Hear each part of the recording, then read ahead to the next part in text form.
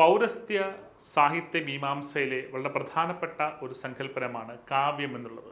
സാഹിത്യത്തെയാണ് കാവ്യം എന്ന ശബ്ദം കൊണ്ട് പൗരസ്ത്യ സാഹിത്യ മീമാംസയിൽ വ്യവഹരിക്കുന്നത്.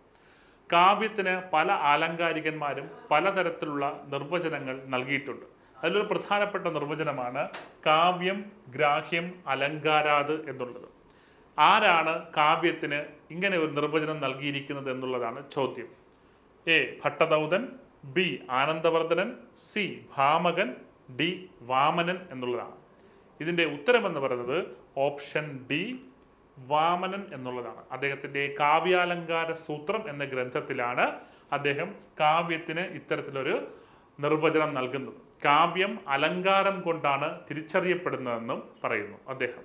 അപ്പോൾ അലങ്കാരം എന്താണെന്ന് ചോദിക്കുമ്പോൾ അലങ്കാരം എന്നത് സൗന്ദര്യമാണ് എന്ന ഉത്തരമാണ് വാമനൻ നൽകുന്നത്. ഒരിക്കൽ ശ്രദ്ധിക്കുക, കാവ്യം ഗ്രാഹ്യം അലങ്കാരാത്.